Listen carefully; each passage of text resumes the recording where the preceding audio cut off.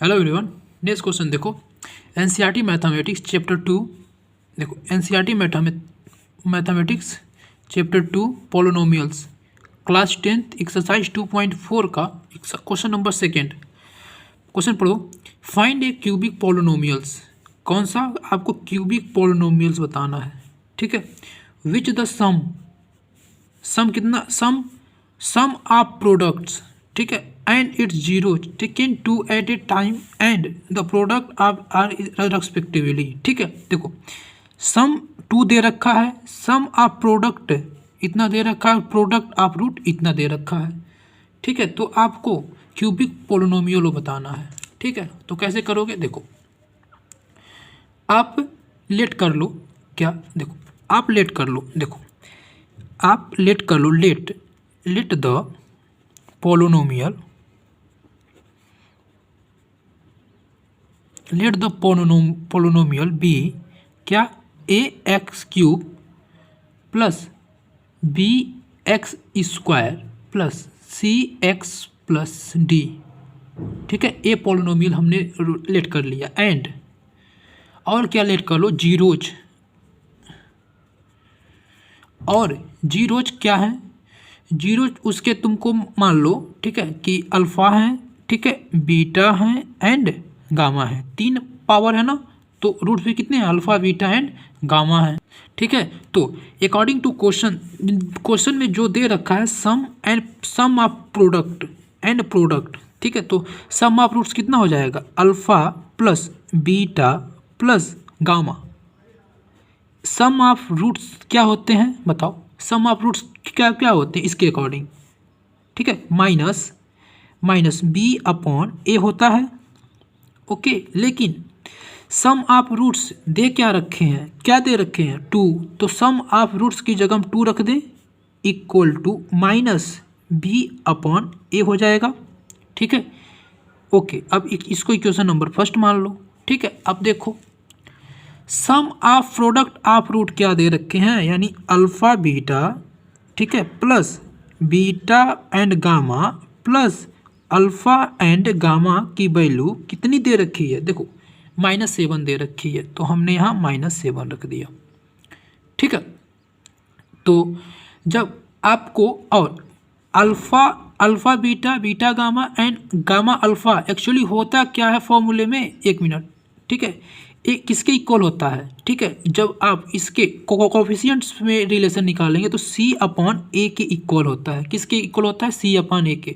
लेकिन इसका value question में क्या दे रखा है, -7, तो हमने यहाँ -7 रख दिया, इक्वल टू कितना हो जाएगा, सी अपॉन ए, ठीक है, सी अपॉन ए हो जाएगा, ओके। तो अब आप इक्वेशन नंबर 2 मान लो, ओके।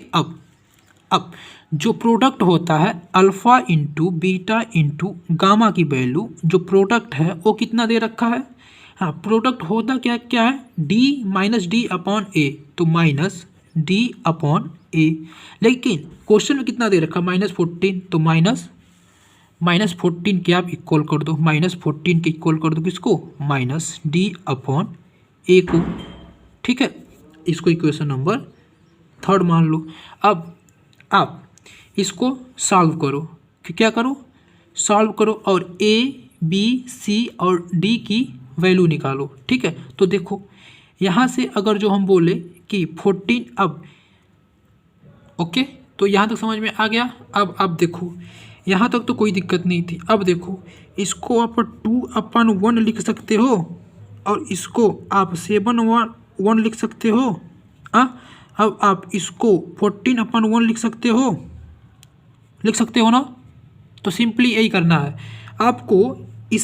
देखो आपको क्यूबिक इक्वेशन निकालने के लिए आपको ए बी और सी और डी की वैल्यू निकालनी है ना। तो आप देखो, तो ए बी सी डी की वैल्यू आप कैसे निकाल लोगे, देखो आप जब आप यहाँ से कंपेयर करोगे, देखो यहाँ से बी की वैल्यू कितनी है, बी की वैल्यू कितनी है, -2 है ना। देखो माइनस बी की वैल्यू कितनी है, देखो माइनस बी की वैल्यू कितनी है, -2 ना। तो देखो लिखो, हाँ यहाँ लिख लो, देखो माइनस बी की वैल्यू कितनी है, 2, कितनी है 2, तो b की वैल्यू कितनी हो जाएगी -2। ठीक, अब देखो a की वैल्यू कितनी है, a कितनी है 1 है, a को कंपेयर करो कितना है 1 है ना, तो a की वैल्यू कितनी हो गई 1। ठीक, अब c की वैल्यू देखो, c की वैल्यू कंपेयर करो, c की वैल्यू कंपेयर करोगे तो c की वैल्यू कितनी आ जाएगी -7। वैसे d की वैल्यू कंपेयर कर लो, d की वैल्यू कंपेयर करोगे तो यानी -d इज इक्वल टू -14 है। देखो -d इज इक्वल टू -14 है, तो d की वैल्यू कितनी आ जाएगी 14 आ जाएगी। तो a की वैल्यू देखो, a की वैल्यू कितनी आ गई 1, b की वैल्यू कितनी आ गई हाँ b की वैल्यू -2, ठीक है, c की वैल्यू -7 एंड d की वैल्यू कितनी आ गई 14। ठीक है, अब आप इसको इस इक्वेशन में पुट कर दो जो आप लेट किए थे। ठीक है, ओके। सो रिक्वायर्ड पोलिनोमियल लिखो, रिक्वायर्ड देखो पी एक्स कितना हो जाएगा, पी एक्स कितना हो जाएगा a x cube plus b x square plus c x plus d था ना, तो आप अब वैल्यू रख दो, तो ए की वैल्यू कितनी आ गई 1, तो 1 into x cube plus B की वैल्यू कितनी है -2, तो -2 into x square plus C की वैल्यू कितनी है -7, तो -7 into x and plus D की वैल्यू कितनी है 14, तो 14।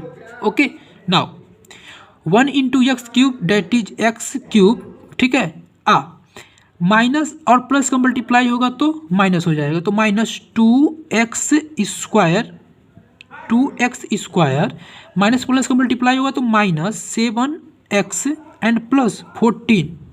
ओके, ये आपकी रिक्वायर्ड पोलिनोमियल आ गई। ओके, तो ये आपका आंसर हो गया क्या, x cube -2 2x square -7x plus 14, ये आंसर आ गया। Okay, thank you class.